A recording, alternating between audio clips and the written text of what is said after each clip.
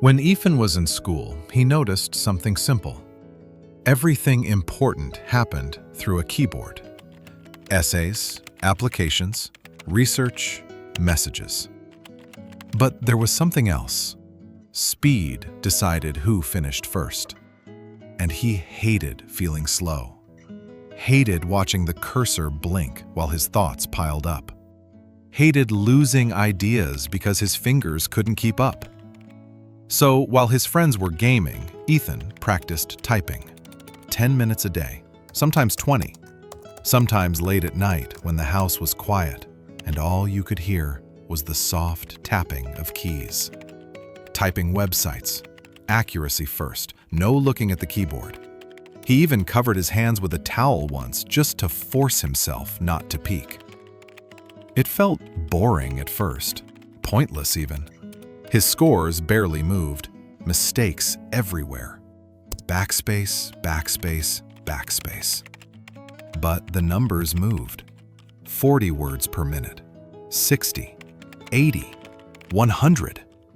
He started noticing small wins, finishing homework faster, submitting essays early, typing answers in timed exams without panic.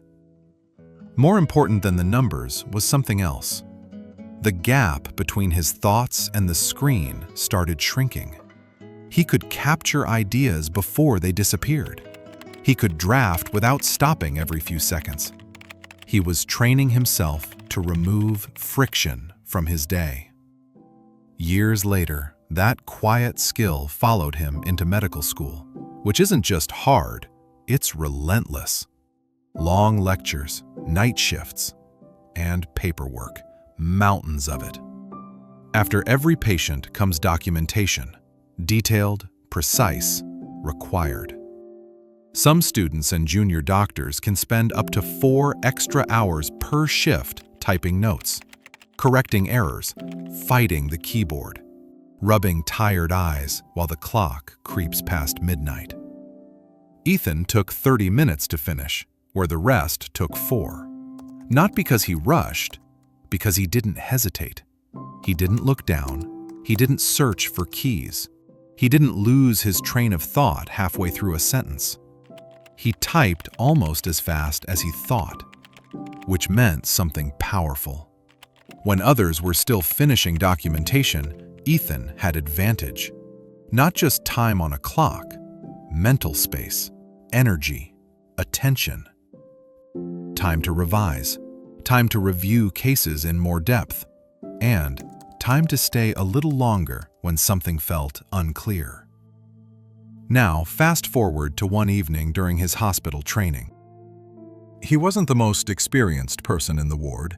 He was still just the student, the one who mostly listens, the one who mostly writes. But because he had already finished his notes, he wasn't in a rush to leave. His bag was packed. He walked past a patient he had seen earlier that day. Mr. Rahman, mid-50s, chest discomfort earlier, tests mostly normal.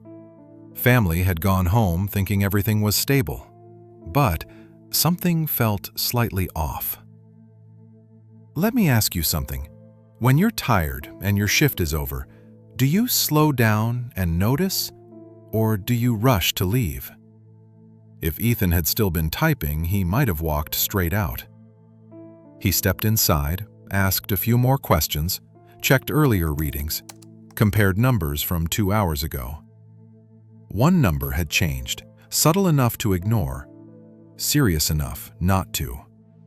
He mentioned it to the senior doctor. They reassessed. A life-threatening complication was developing quietly, one that might have turned critical overnight. It was caught early, treated early. Mr. Rahman stabilized. His family came back the next morning relieved. They never knew how close it could have been. And that's how Ethan's typing saved a life. Small skills create margin. Margin creates better decisions. And this doesn't only apply to medicine. Today, almost every career lives on a keyboard. Applications, reports, coding, emails, creative work, business plans.